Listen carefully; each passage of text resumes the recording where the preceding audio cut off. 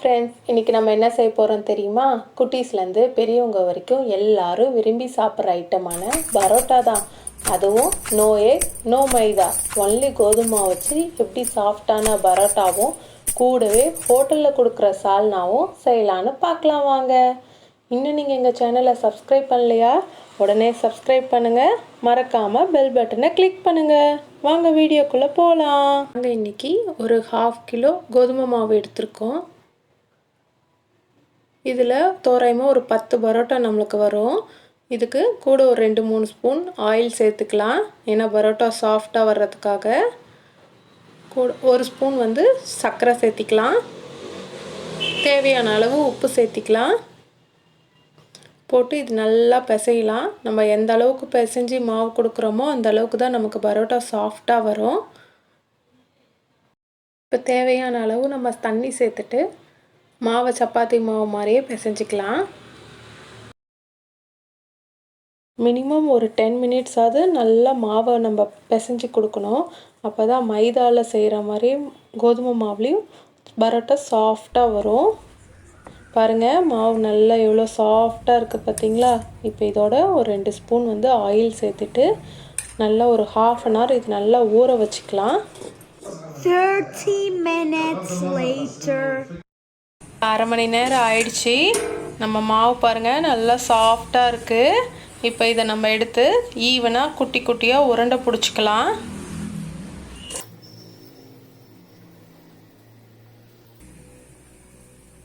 ரொம்ப பெருசாக வேண்டாம், ஏன்னா அப்போனா பரோட்டா வேகிறதுக்கு உள்ளே நல்லா வேகாது.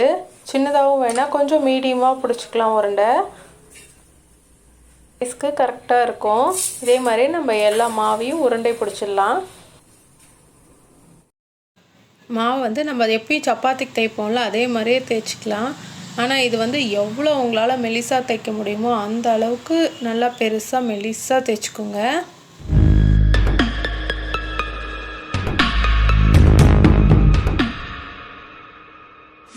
இப்போ கொஞ்சம் ஆயில் சேர்த்துக்கலாம்.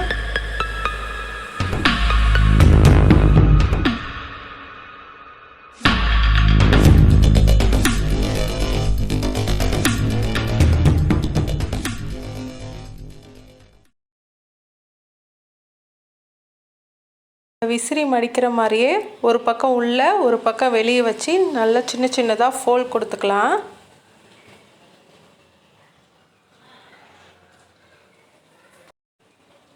இப்போ மாவை 2 பக்கம் வச்சு ஒரு தட்டு தட்டினோன்னா நல்லா கொஞ்சம் நீண்டு வரும். அதுக்கப்புறம் கொஞ்சம் ஆயில் தடவிட்டு இதை குட்டியாக ரவுண்டாக மடித்து எடுத்துக்கலாம். இதே மாதிரியே நம்ம எல்லா பரோட்டா மாவையும் ரெடி பண்ணிடலாம். இப்போ நம்ம எல்லா மாவையும் அதே மாதிரியே ஃபோல்ட் பண்ணி வச்சாச்சு. இது மேலே நம்ம கொஞ்சம் லைட்டாக ஆயில் தடவிட்டு இது ஒரு நல்லா 10 நிமிஷம் ஊறட்டும். இப்போ மாவு நல்லா ஊறிடுச்சு. இப்போ இதை எடுத்து நம்ம தேய்ச்சிக்கலாம். ரொம்ப மொத்தமாக வேணாம், ஒரு அளவுக்கு மெலிசாக போட்டுக்கோங்க. அப்போ தான் பரோட்டா நல்லா உள்ளே வேகும். கடையில் இருக்கிற மாதிரி எப்படி உள்ளே ரவுண்டாக லேயர் அழகாக தெரியுது பாருங்கள். இப்போ இதை நம்ம சுட்டுடலாம். இது கூட நம்ம கொஞ்சமாக ஆயில் சேர்த்திட்டு சப்பாத்தி சுடுற மாதிரி இதை சுட்டு எடுத்துக்கலாம். ஆனால் இது கொஞ்சம் வேக லேட் ஆகும். ஆனால் கைவிடாமல் திருப்பி திருப்பி போட்டுகிட்டே இருங்க. நம்மளோட எம்மி பரோட்டா ரெடி ஆயிடுச்சு. வெறும் பரோட்டா மட்டும் செஞ்சால் போதுமா? சைட் டிஷ் வேணும்ல? வாங்க இப்போ எம்டி சால்னா எப்படி செம்மையாக செய்யலான்னு பார்க்கலாம். நம்ம சால்னா ரெடி பண்ணிக்கலாம். இதுக்கு ஒரு வாணலியில் 2 பட்டை, 3-4 கிராம்பு எடுத்துக்கலாம். 1 ஸ்பூன் சோம்பு, 1 ஸ்பூன் மிளகு, 3 காஞ்ச வரமிளகா, 2 பச்சை மிளகா எல்லாத்தையும் போட்டு நல்லா ட்ரையாக வணக்கிக்கலாம். இது ஆறுனதுக்கப்புறம் இந்த மசாலாவை மிக்சியில் போட்டு நல்லா அரைச்சிக்கலாம். நம்ம 2 பெரிய வெங்காயம், 2 பெரிய தக்காளி கட் பண்ணி வச்சுருக்கோம். அதையும் நம்ம ஆயிலில் போட்டு வதக்கிக்கலாம்.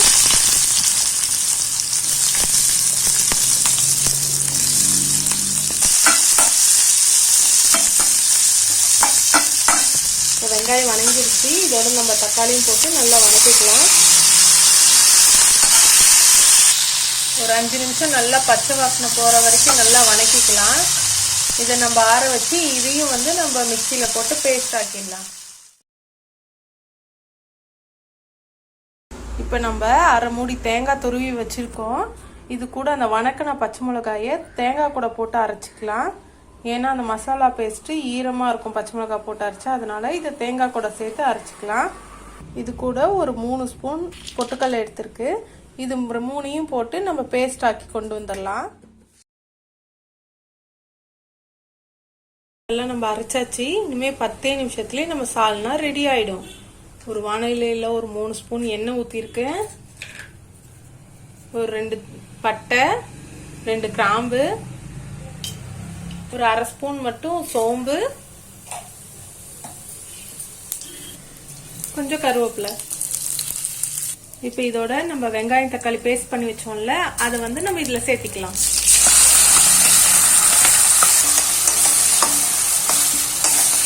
இது இப்போ 2 நிமிஷம் இந்த ஆயிலில் கொஞ்சம் நல்லா வணக்கிக்கலாம். இப்போ இது நல்லா வணங்கிருச்சு. இதோட நம்ம அரைச்சி வச்ச ட்ரை மசாலா பேஸ்ட் இருக்கு இல்லைங்களா, அதை நம்ம இதோட சேர்த்துக்கலாம்.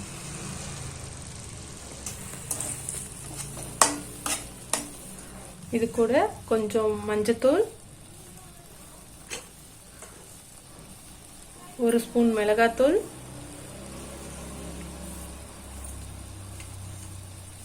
2 ஸ்பூன் மல்லித்தூள்.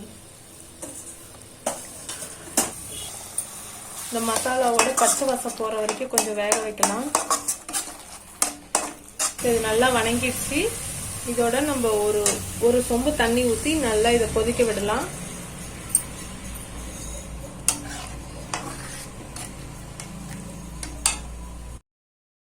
டிஷ்ஷுக்கு தேவையான அளவு உப்பு சேர்த்திக்கலாம்.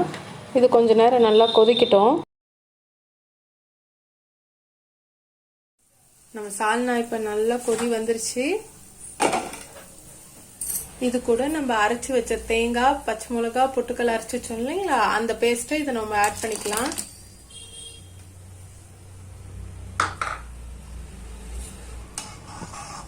திக்கா இருந்தா இன்னும் கொஞ்சம் நம்ம வாட்டர் ஆட் பண்ணிக்கலாம். இதை நம்ம மூடி வச்சு இது ஒரு 10 நிமிஷம் கொதிச்சுச்சுன்னா நம்ம சால்னா ரெடி ஆயிடுச்சு. இதோட நம்ம கொஞ்சம் கொத்தமல்லி தழை தூவி நம்ம இறக்கிக்கலாம். பரோட்டாவும் ரெடி, சால்னாவும் ரெடி. அடுத்தது என்ன, செம்மையாக சாப்பிட வேண்டியது தான். உங்களுக்கு எங்கள் வீடியோ பிடிச்சிருக்குன்னு நினைக்கிறோம். பிடிச்சிருந்தா லைக் பண்ணுங்கள், ஷேர் பண்ணுங்கள். எப்படி இருக்குன்னு செஞ்சு பார்த்துட்டு மறக்காமல் கமெண்ட் பண்ணுங்கள். Bye bye.